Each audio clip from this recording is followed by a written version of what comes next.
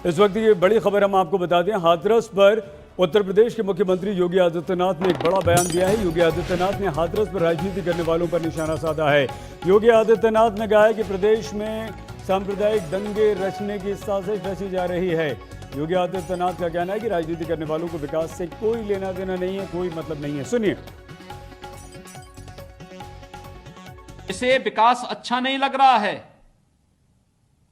वे लोग देश में भी और प्रदेश में भी दंगा, जातीय दंगा भड़काना चाहते हैं, सांप्रदायिक दंगा भड़काना चाहते हैं।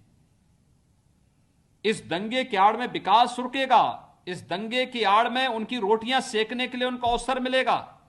इसलिए वे नित नए षड्यंत्र करते रहते हैं और इन सभी षड्यंत्रों के प्रति पूरी तरह आगाह होते हुए हमें विकास की इस प्रक्रिया को तेजी के साथ आगे बढ़ाना है। इसे विकास अच्छा नहीं लग रहा है। वे लोग देश में भी और प्रदेश में भी दंगा, जातीय दंगा भड़काना चाहते हैं, सांप्रदायिक दंगा भड़काना चाहते हैं। इस दंगे की आड़ में विकास रुकेगा, इस दंगे की आड़ में उनकी रोटियां सेकने के लिए उनको अवसर मिलेगा। इसलिए वे नित नए षड्यंत्र करते रहते हैं और इन सभी षड्यंत्रों के प्रति पूरी तरह आगाह होते हुए हमें विकास की इस प्रक्रिया को तेजी के साथ आगे बढ़ाना है। हाथरस मामले के बाद उत्तर प्रदेश के मुख्यमंत्री योगी आदित्यनाथ का ये एक बड़ा बयान है, साजिश है और यहां तक कि दंगा भड़काने तक की साजिश। विकास से विपक्ष को कोई मतलब नहीं। आइए अब देखते हैं श्वेत पत्र श्वेता के साथ।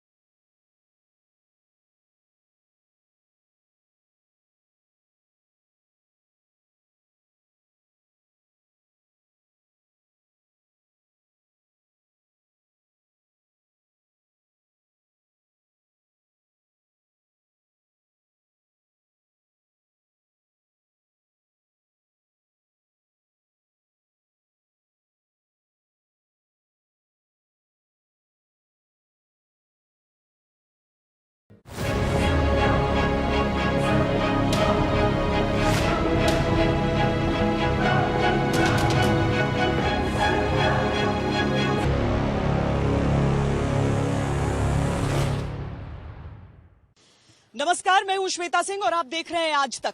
इसी दिल्ली की बात है, इसी दिल्ली की बात है जब निर्भया कांड ने पूरे देश की आत्मा को झकझोर दिया था। देश में सियासतदानों को एकजुट करके एक कानून बनाने पर बाध्य किया था। लेकिन आज की तारीख में अगर उतने ही विभत्स हमें अपराध देखने के लिए मिलते हैं, अगर वैसी ही बर्बरता देखने के लिए मिलती है, अगर देश के किसी न किसी कोने में कोई न कोई नई निर्भया नजर आती है, तो ये किसकी असफलता है, ये किसके मुंह पर तमाचा है, ये किसके लिए एक सवाल खड़ा कर रहा है? क्यों नहीं आज भी देश में महिलाएं सुरक्षित हैं? और इसके साथ ही वो बड़ा सवाल कि जब भी किसी बेटी के साथ ऐसा अत्याचार होता है तो क्या चाहिए उसके बदले में? क्या सियासत चाहिए या हमेशा के लिए इंसाफ चाहिए? आज इन्हीं सुलगते सवालों पर देखिए श्वेत पत्र। जोली में कोई मेघनाथ का कोई माँ को लाल है चाहिए सर, इंसाफ कहते हैं, फांसी होना चाहिए, हमको न्याय चाहिए।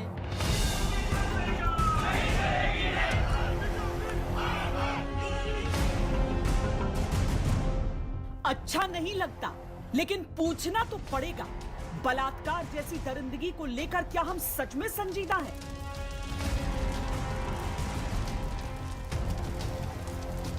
इसे विकास अच्छा नहीं लग रहा है।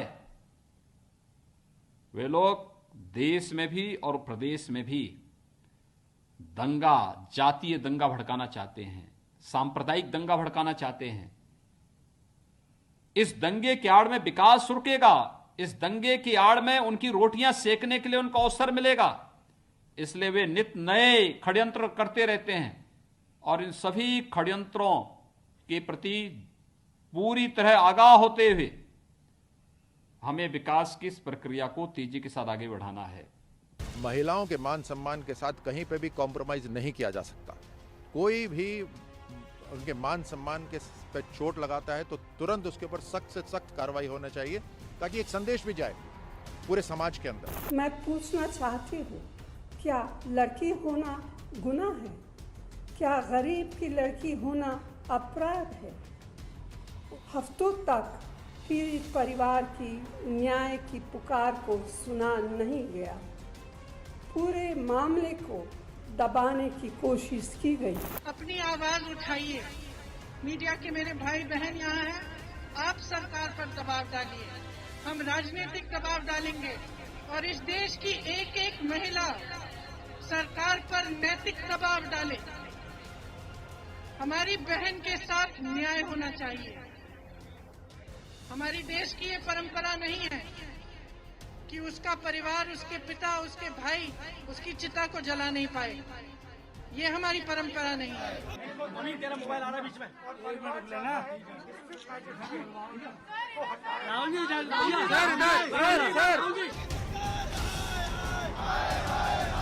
अच्छा नहीं लगता, लेकिन पूछना पड़ेगा, हमारे देश में रेप पर भी राजनीति क्यों होती है?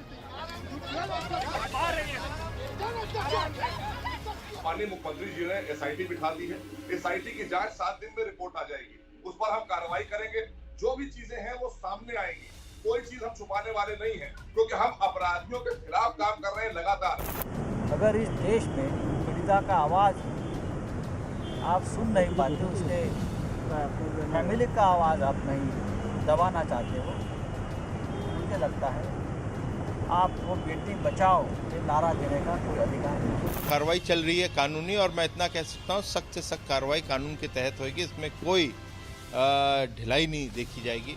लेकिन ये भी घटना क्यों हो, ये सवाल हम लोग सरकार में भी इस पर पूछते हैं, क्योंकि ये सरकार संवेदनशील है और ये नहीं होना चाहिए।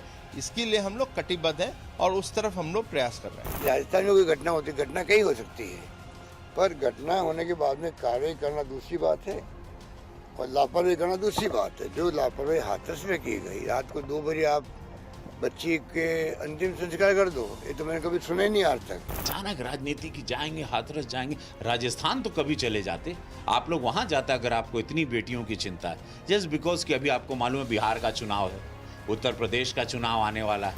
वहां के एसपी पहले से कह रहे हैं, डीएम मीडिया को धमका रहे हैं।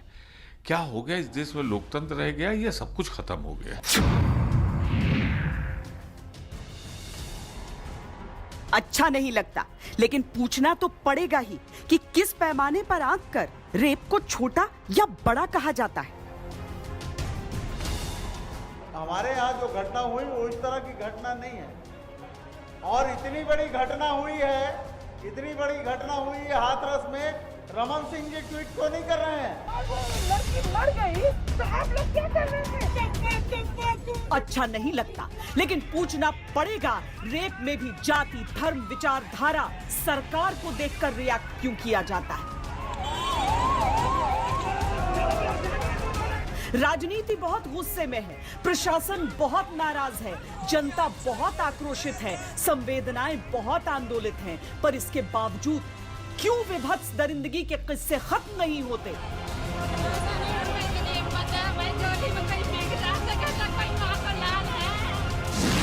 पूछता है आज तक, महिलाएं और बच्चियां असुरक्षित आखिर कब तक? पूछता है आज तक, बलात्कार में जाति धर्म कब तक? पूछता है आज तक, इंसाफ का इंतजार कब तक? क्यों एक पीड़िता सिर्फ पीड़िता और एक बलात्कारी सिर्फ बलात्कारी नहीं रह सकता? क्यों कानून का खौफ बलात्कारियों में नहीं होता? क्यों इंसाफ में होती है देरी? क्यों देरी से हर ओर बस है अंधेर?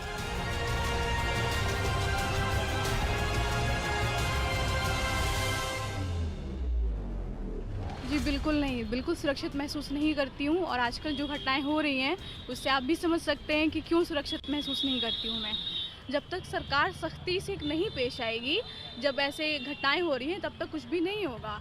ये जो भी ये कांड हुआ है वो निर्भया की कांड को और भी ज़्यादा हैवानियत से उन्होंने दोहराया है। तो मैं ख़ास गुजारिश करती हूँ यूपी गवर्नमेंट से और नरेंद्र मोदी से। भारत की हर एक बेटी नरेंद्र मोदी की अपनी बेटी है, तो अगर किसी भी जो पिता एक करता, वो मैं उम्मीद करती हूँ कि नरेंद्र मोदी वैसा ही एक्शन लेंगे और योगी आदित्यनाथ भी वो ऐसा ही लेंगे। फिलहाल तो अभी हम अपने घर में ही खुद को सुरक्षित महसूस करते हैं। बाहर निकलने के पहले और रात में तो और ज़्यादा निकलने के पहले हम लोगों को सोचना पड़ता है। जो हालत है यहाँ का, डेली हमारे न्यूज़ में, इंस्टाग्राम पे, सोशल मीडिया पे डेली कुछ ना कुछ होता ही रहता है। कभी इसका, कभी उसका, कभी उस जगह, कभी इस जगह का, हमेशा कुछ ना कुछ दिखता है कि आज इस लड़की के साथ ये हुआ, आज उस लड़की के साथ ये हुआ, आज इस बच्चे के साथ ये हुआ। इसमें हम लोग, कोई भी लड़की खुद कैसे सेव करेगी? कौन दोषी है? क्या कानून कमजोर है? क्या समाज की सोच दोषी है? क्या दोष राजनीति का है? क्या पुलिस का रवैया लचर है? क्या प्रशासन नाकाम है? क्या वोटों की राजनीति रेप जैसे मामलों को कमजोर करती है? क्या प्रशासनिक भेदभाव बलात्कार जैसे अपराध को तमाशा बना देते हैं? क्या चुनी हुई सरकारें दंड की व्यवस्था को लागू करने में हिचकिचाती हैं? क्या बड़ी बड़ी बातें करने वाले बौद्धिक वर्ग का रेप की घटनाओं पर सिलेक्टिव होना भी दोषी है? क्यों यह सिस्टम समाज के दरिंदों के सामने लाचार नजर आता है? उन्हें या तो मतलब उन्हें ना अच्छे से ना पब्लिक को जमा कर करके और तब उन लोगों को सजा देनी चाहिए। वहाँ पे सारे जेंट्स ही होने चाहिए जो सारे इकट्ठा होके देखें और जो खास करके ऐसी हरकतें करते हैं जो लेडीज की इज्जत नहीं करते हैं। बहुत गुस्सा आता है ये देख के कि आज भी हमारा देश ऐसा नहीं है, इतना डेवलप नहीं है। Actually there is a need to educate a boy, या seriously there is a need to educate a boy. उस टाइम उसके साथ जो करना चाहिए वहीं पे फुल एंड फाइनल करके ख़त्म कर देना चाहिए, ताकि सामने वाला सेटिस्फाइड हो जाए कि हाँ भाई मेरे साथ गलत हुआ, तुम्हारे साथ भी हो, तुम वहीं पे, तुमको जीने का हक ही नहीं है उसके बाद। उसके लिए फांसी होनी चाहिए और जल्द से जल्द होनी चाहिए। 7 ईयर्स, 9 ईयर्स, 10 ईयर्स लगता है वो नहीं होनी चाहिए, क्योंकि वो होने के बाद में एक्चुअली ये होता है ना कि वो लड़के लोगों को डर कम हो जाता है, वो लोग डर नहीं पाते इस चीज़ से, इसलिए इस चीज़ को जल्दी से जल्दी करके सॉर्ट आउट करना चाहिए। बाकी जो हमारे बच्चे पढ़ रहे हैं, स्कूल में आ रहे हैं, जा रहे हैं, कॉलेज में हैं, तो सुरक्षित महसूस नहीं करें तो पढ़ाई बंद कर दिया जाएगा ना, तो घर में रखेंगे ना। इससे अच्छा है कि सरकार को उसके लिए फांसी की सजा एक को पड़ेगी ना। पिछले एक हफ्ते में राजस्थान से लेकर उत्तर प्रदेश तक हर जगह बलात्कार के मामले सामने आए हैं। फर्क सिर्फ इतना है कि कुछ जगहों पर राजनीति दिखती है और कुछ जगहों पर नहीं। सवाल तो ये उठता है कि जो पीड़ित हैं उन्हें न्याय चाहिए और महिलाओं को चाहिए सुरक्षा। मेरी बेटी के मुंह तो देख ली आखिरी बार। सच ये है कि देश के कोने कोने में न जाने कितनी निर्भयाएं रोज दरिंदगी का शिकार बनती हैं, लेकिन सबकी सच्चाई सामने आ ही नहीं पाती। इंसाफ तो बहुत दूर की बात है।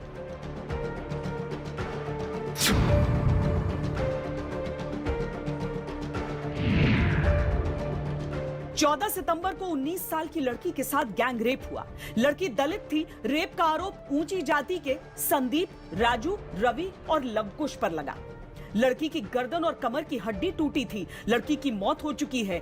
देश का आक्रोश उमड़ रहा है। हाथरस राजनीति का भी केंद्र बन चुका है।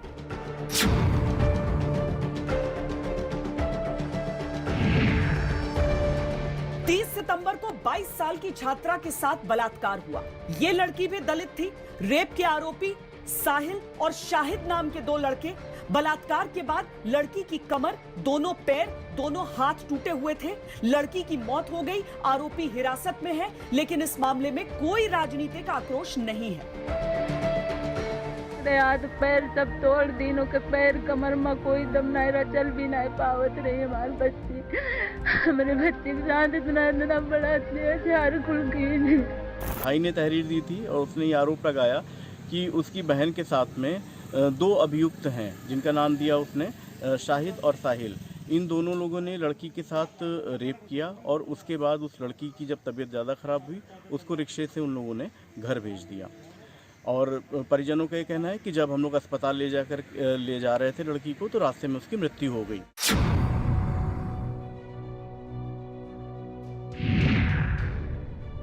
1 अक्टूबर को 14 साल की नाबालिग बच्ची के साथ बलात्कार हुआ। रिजवान नाम के व्यक्ति पर आरोप है। आरोपी गिरफ्तार हो चुका है। कोई राजनीतिक या सामाजिक आक्रोश नहीं है।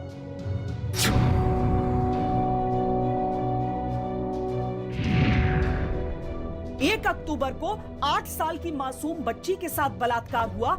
दानिश नाम के युवक पर बलात्कार का आरोप है।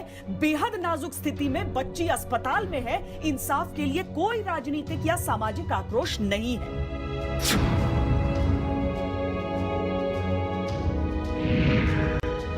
30 सितंबर को मायके जाते समय अजमेर में एक दलित युवती के साथ बलात्कार हुआ।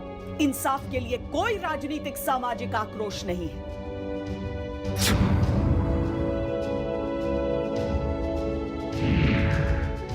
राजस्थान के बारां में 2 नाबालिग बहनों के साथ सामूहिक बलात्कार का मामला सामने आया।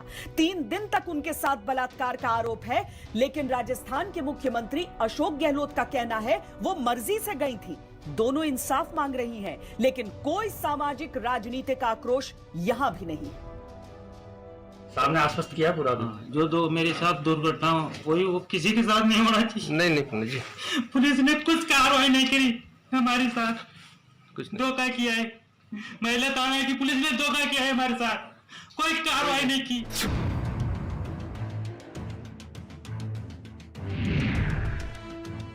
2 अक्टूबर को मिली सूचनाओं के आधार पर जयपुर के विश्वकर्मा इलाके में शराब पिलाकर सामूहिक बलात्कार का मामला सामने आया। सिरोही में मासूम बच्ची के साथ हैवानियत का मामला। बांसवाड़ा में बलात्कार के बाद एक लड़की को जहर देकर जान से मारने का मामला सामने आया। हर बलात्कार इंसाफ की गुहार लगा रहा है, लेकिन यहां भी कोई सामाजिक या राजनीतिक आक्रोश नहीं है। छत्तीसगढ़ के दुर्ग जिले में 4 रेप के केस आए। 2 दिन पहले नाबालिग के साथ रेप का केस आया। 3 दिन पहले घर में ही रेप का मामला आया। लेकिन सामाजिक राजनीतिक आक्रोश तो छोड़िए, यहाँ तो स्थानीय सरकार को भी परवाह नहीं। हमारे यहाँ जो घटना हुई वो इस तरह की घटना नहीं है, और इतनी बड़ी घटना हुई है हाथरस में। रमन सिंह जी ट्वीट क्यों नहीं कर रहे हैं? रमन सिंह जी का जबान क्यों बंद है? उनको ये जवाब देना चाहिए। हाथरस में जो घटना हुई क्या वो अच्छा हुआ है? उसके लिए वो ट्वीट नहीं कर रहे हैं। और एक छोटी घटना कोई हो गई बलरामपुर में, यहाँ छत्तीसगढ़ में, वो सिर्फ छत्तीसगढ़ सरकार की आलोचना के अलावा दूसरा कोई काम नहीं कर रहे हैं। ये सारे दाग बीते चंद दिनों के हैं। कहां तक गिनाए?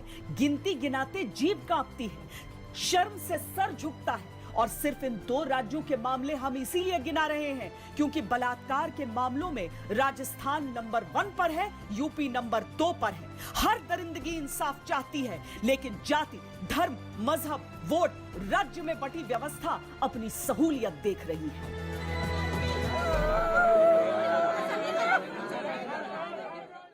– 2012 के बाद क्या बदला, ये आंकड़े खुद ब खुद गवाही देते हैं।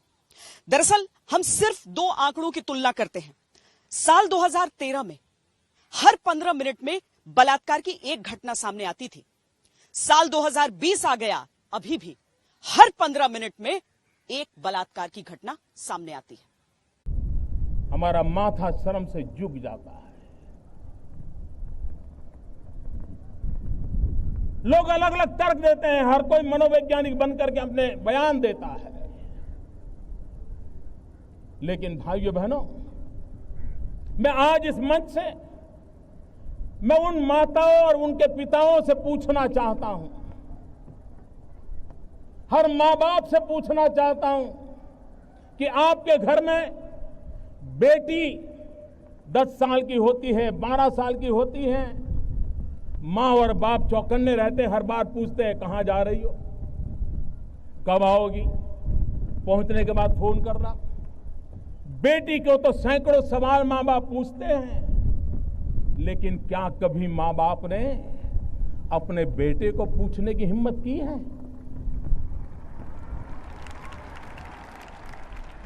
कहां जा रहे हो, क्यों जा रहे हो, कौन दोस्त है? आखिर बलात्कार करने वाला किसी का बेटा तो है, उसके भी तो कोई न कोई मां बाप है। क्या मां बाप के नाते हमने अपने बेटे को पूछा कि तुम क्या कर रहे हो, कहां जा रहे हो? अगर हाँ, मां बाप तय करें कि हमने बेटियों पे जितने बंधन डाले हैं कभी बेटों पर भी डाल करके देखो तो सही, उसे कभी पूछो तो सही।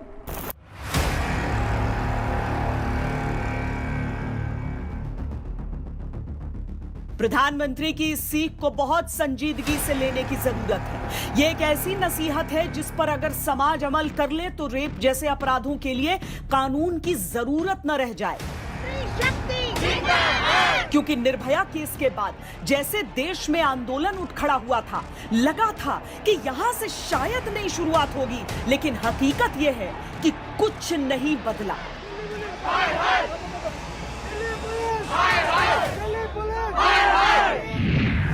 2013 से 2019 के बीच देश में 2,42,000 बलात्कार के मामले सामने आए। हर एक घंटे में 4 बलात्कार दर्ज किए गए।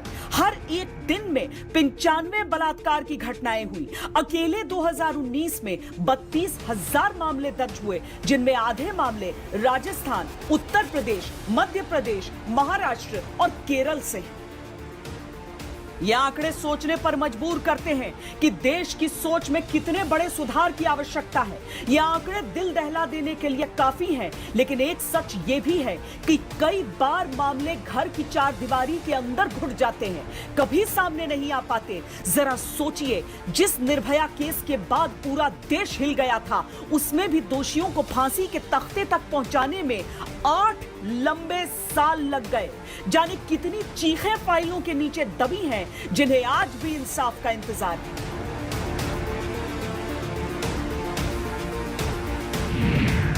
कानून मंत्रालय की एक रिपोर्ट के अनुसार दिसंबर 2019 तक रेप जैसे अत्याचार के 2,40,000 मामले पेंडिंग हैं, जिनमें उत्तर प्रदेश में 66,994, महाराष्ट्र में 21,691, पश्चिम बंगाल में 20,511 मामले हैं।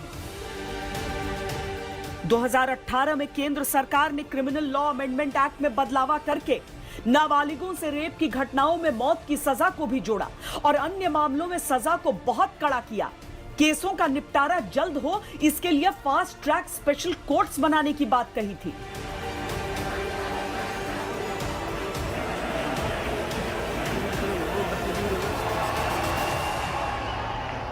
और हम लोग का कमिटमेंट देखिए कि हमारी सरकार है, वो कानून मैंने ही मूव किया था। आज अगर 12 साल से नीचे की बच्ची होगी तो फांसी लगेगी आपको बलात्कार में, और बाकी इसके ऊपर होंगे तो आपको आजीवन, मतलब आजीवन आप जेल में रहेंगे। ये भी कानून किया है, फास्ट ट्रैक कोर्ट बनाया हम लोगों ने इसके लिए, और उसको इंक्रीज किया है। क्रिमिनल एक्ट संशोधन में 1023 फास्ट ट्रैक स्पेशल कोर्ट्स बनाने की बात कही गई थी। इनकी जिम्मेदारी 1 साल के अंदर करीब 165 केसों पर फैसला देने की थी। 31 जनवरी 2020 तक 195 फास्ट ट्रैक स्पेशल कोर्ट्स बने, लेकिन यूपी, पश्चिम बंगाल और महाराष्ट्र में जनवरी 2020 तक एक भी फास्ट ट्रैक स्पेशल कोर्ट नहीं बन पाया था। हालांकि दिसंबर 2019 में यूपी सरकार ने 218 फास्ट ट्रैक कोर्ट्स बनाने की मंजूरी दे दी थी। जब भी कोई ऐसा मामला होता है जो सत्ता में नहीं होता है, वो यहां इंडिया गेट पर आकर एक कैंडल मार्च जरूर निकालता है। निर्भया के समय में भी यही हुआ था और उस समय एक निर्भया फंड का निर्माण किया गया था। लेकिन निर्भया फंड बनने के बाद जो पैसे आवंटित किए गए तमाम राज्य सरकारों को, उसका इस्तेमाल कहां हुआ, उसका इस्तेमाल कितना हुआ? अगर इस सवाल का ईमानदारी से जवाब तलाशा जाए तो शायद इस पूरी समस्या का समाधान मिल जाए।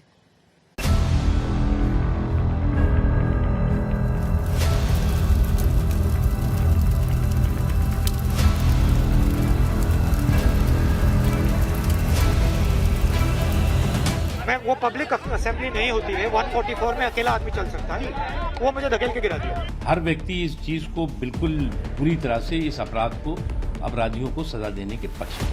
पूरा समाज न्याय के लिए मांग कर रहा है। सिद्धार्थनाथ सिंह जाकर अपराधियों को पकड़ते क्यों नहीं? रात के अंधेरे में कोई संस्कार करता है? तो मुझे केंद्र की सरकार को जगाना चाहिए। अपराधियों के तो होर्डिंग पोस्टर लगे, साथ में जिम्मेदार अधिकारियों, मंत्री के भी लगने चाहिए, तभी इन बच्चियों का और हमारी माँ बेटियों का सम्मान बच पाएगा।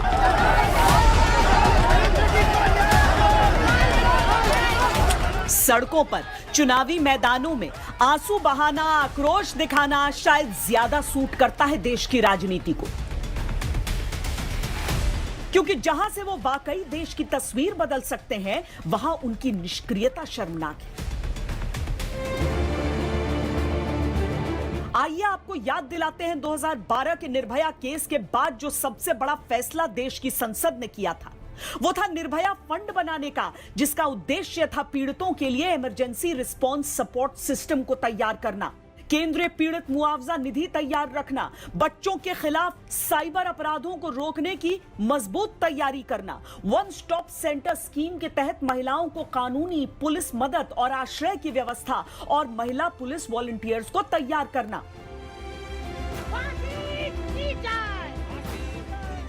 तालियां बजी थी, दावे हुए थे, खूब शोर हुआ था कि इससे हालात बदलेंगे, लेकिन उसके बाद क्या हुआ वो भी देखिए। निर्भया फंड के बारे में 5 साल तक राज्यों ने कोई रुचि ही नहीं दिखाई, कोई कदम नहीं उठाया जिसे महिला सशक्तिकरण की तरफ बढ़ाया हुआ कदम माना जा सके।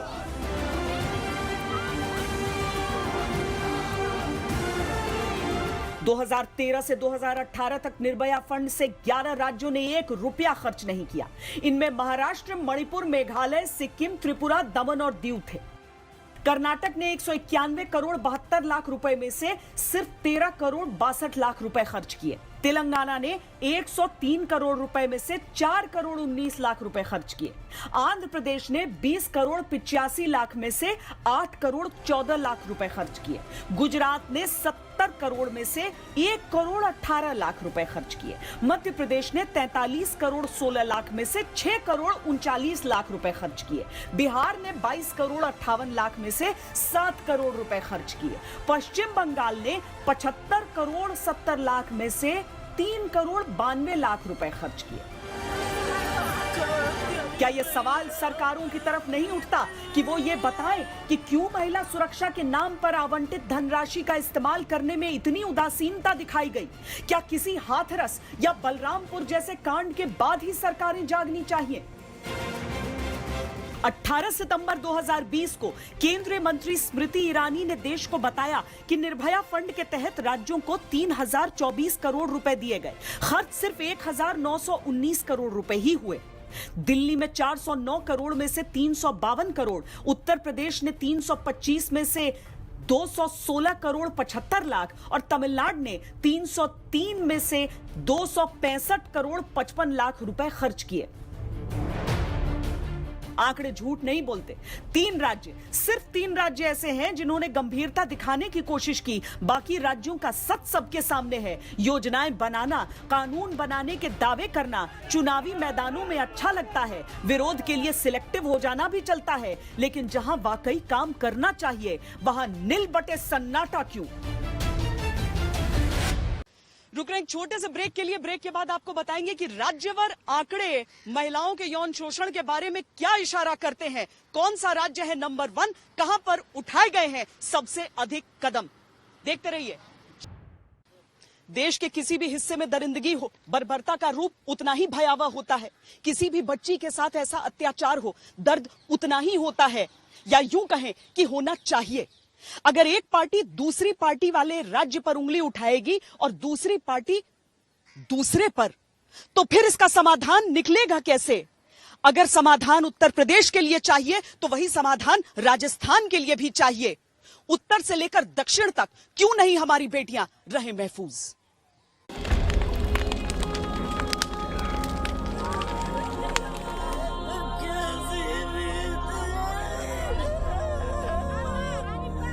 हाथरस में जो हुआ वो दिल को दहलाता है। हाथरस में जो हुआ वो न्याय की गुहार लगाता है। एक तो दरिंदगी, ऊपर से लीपा पोती, इंसाफ मिलने तक आवाज उठेगी और उठनी भी चाहिए।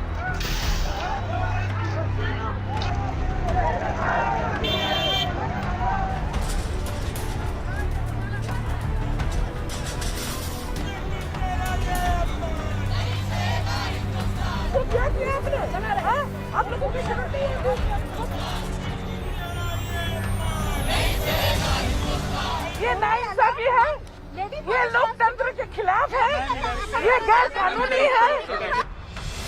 लेकिन अगर ऐसे अपराधों का समूल नाश होना है तो याद रहे, न जाने कितने हाथरस हमारे देश के अंदर अलग अलग राज्यों के अंदर पनप रहे हैं।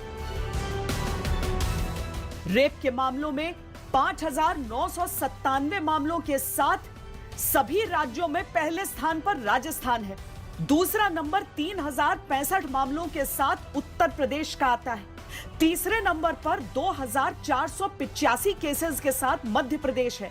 चौथे नंबर पर 2,299 मामलों के साथ महाराष्ट्र है और पांचवें नंबर पर 2,023 केसेस के साथ सबसे साक्षर राज्य केरल आता है। लेकिन राज्यों से निकलने वाले आंकड़े हाथरस के दर्द को किसी भी हिसाब से कम नहीं करते। जहां दरिंदगी पर भारी वो दमन भी पड़ा जिसने एक परिवार को बेटी की अंत्येष्टि की इजाजत तक नहीं दी।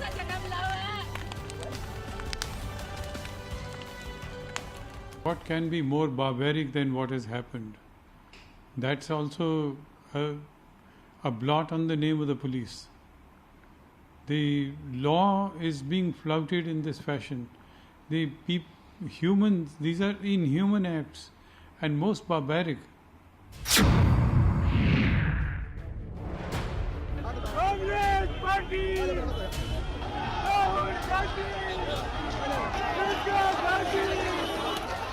राहुल गांधी और प्रियंका वाड्रा लंबी जद्दोजहद के बाद हाथरस पहुंचे।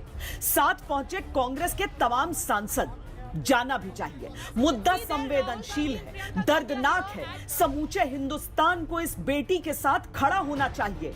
लेकिन बेटी के इंसाफ की लड़ाई हाथरस की हदों से आगे भी जानी चाहिए। चंद जगहों की गिनती करें तो राजस्थान के 12, जयपुर, बांसवाड़ा, अजमेर, सिरोही में भी रेप हुए हैं। बेहद दर्दनाक रेप हुए हैं। दलित बच्चियों के साथ हुए हैं, नाबालिग बच्चियों के साथ हुए हैं। लेकिन राजनीति को सूट नहीं करता शायद। कोई 11 बजे मेरी लड़की उठा के ले गए, फिर भी उसके साथ में 4 जने बुरा हाल किया उसका। जने थे बेटा ये? पहले 2 ही थे, फिर पता है 2-3 हो रहे थे। सबने गलत काम किया। हाँ।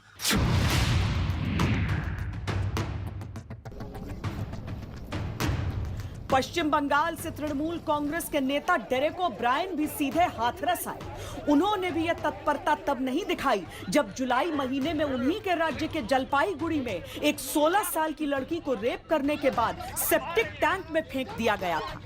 तब भी वो इतने नाराज नहीं हुए जब सितंबर महीने में ही 2 नाबालिग बच्चियों के साथ बलात्कार की ऐसी बर्बरता की गई कि एक ने आत्महत्या कर ली, दूसरी जिंदगी मौत के बीच की लकीर पर पहुंच गई।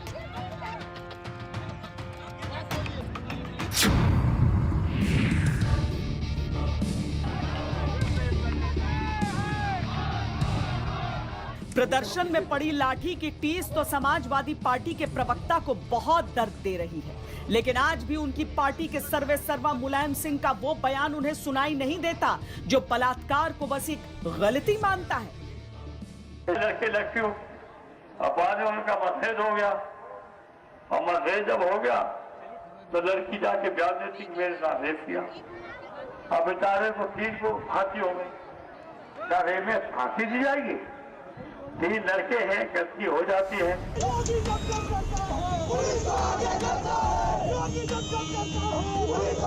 लाल टोपी पहने समाजवादी पार्टी के कार्यकर्ताओं का ये झुंड तब भी सड़कों पर नहीं निकला जब उन्हीं की पार्टी के नेता आजम खान एक महिला को लेकर निकृष्ट टिप्पणी पूरी बेशर्मी से कर रहे थे।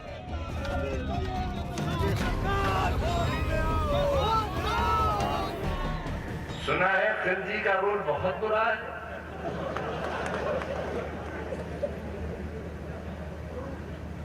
सुना है पद्मावत ने खिलजी के आने से पहले दुनिया छोड़ दी।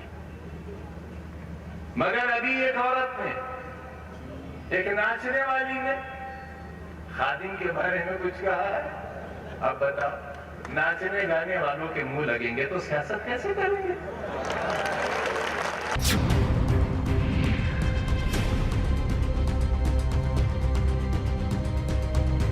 और आज यूपी सरकार के मंत्री बहुत गंभीरता दिखा रहे हैं। लेकिन उन्नाव हत्या मामले के बाद ही अगर इतनी गंभीरता दिखाई होती तो शायद आज यह हाथरस न होता। कार्रवाई चल रही है कानूनी, और मैं इतना कह सकता हूं सख्त से सख्त कार्रवाई कानून के तहत होगी, इसमें कोई ढिलाई नहीं देखी जाएगी। लेकिन ये भी घटना क्यों हो, ये सवाल हम लोग सरकार में भी इस पे पूछते हैं, क्योंकि सरकार संवेदनशील है और ये नहीं होना चाहिए। इसके लिए हम लोग कटिबद्ध हैं और उस तरफ हम लोग प्रयास कर रहे हैं। राजनीति के लिए रेप कब सिर्फ वोट पर्यटन की जगह एक वास्तविक मुद्दा बनेगा? कब वोट बैंक के सामने रेप को अलग अलग श्रेणियों में बांटना बंद किया जाएगा? यकीन मानिए, जिस दिन राजनीति सही रास्ते पर चल निकलेगी, बलात्कार जैसे जघन्य अपराध भी कम होते चले जाएंगे।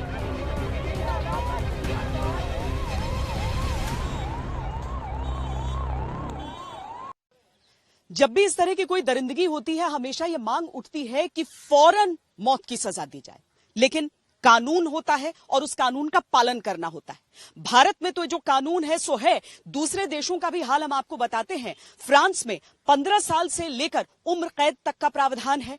इजराइल में 16 साल से लेकर उम्र कैद तक का प्रावधान है। जहां तक चीन का सवाल है तो वहां पर सजाए मौत से लेकर कास्ट्रेशन तक की सजा है। और सऊदी अरब में सर तक कलम कर दिया जाता है एक रेपिस्ट का।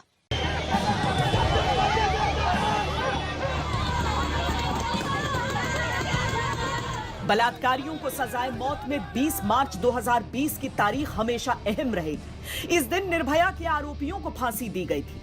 लेकिन जहां हर दिन में 95 बलात्कार दर्ज हो जाते हो, वहां इससे पहले बलात्कार के मामले में 16 साल पहले फांसी लगी थी।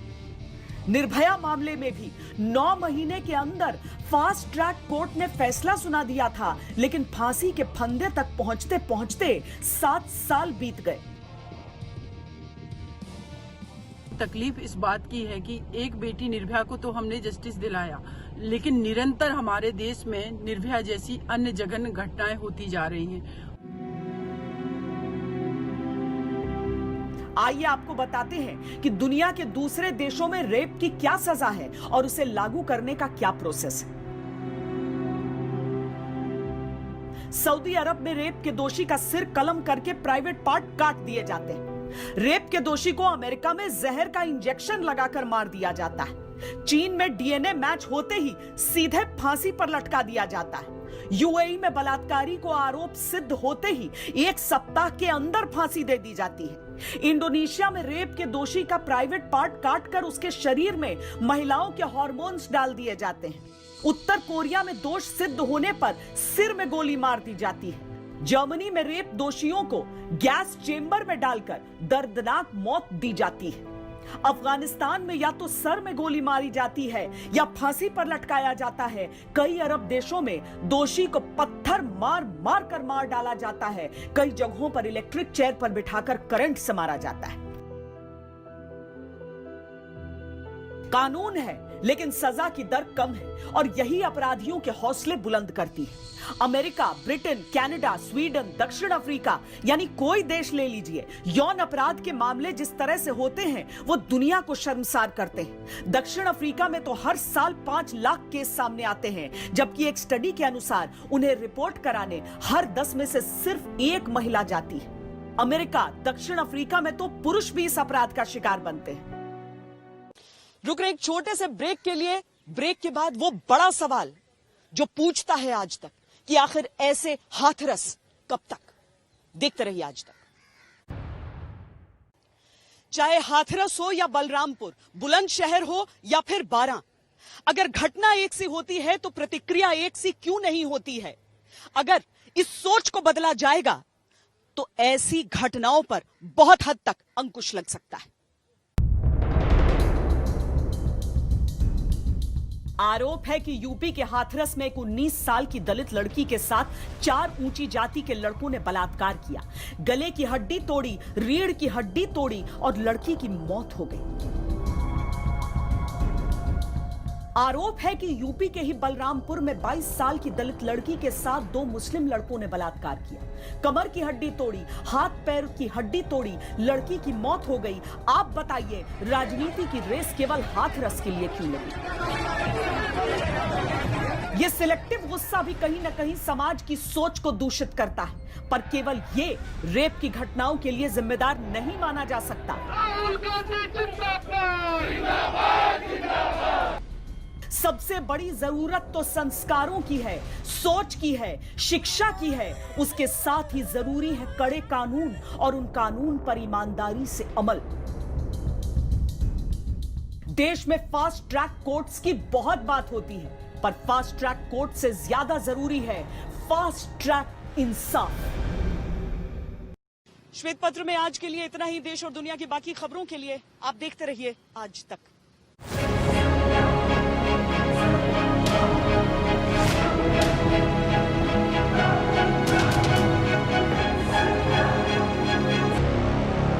नमस्कार, मैं हूं अंजना ओम कश्यप। हमें उम्मीद है ये वीडियो आपको पसंद आया होगा। लेटेस्ट खबरों के लिए यूं ही देखते रहिए आज तक, और इस वीडियो के पसंद आने पर लाइक, शेयर एंड सब्सक्राइब करना ना भूलें।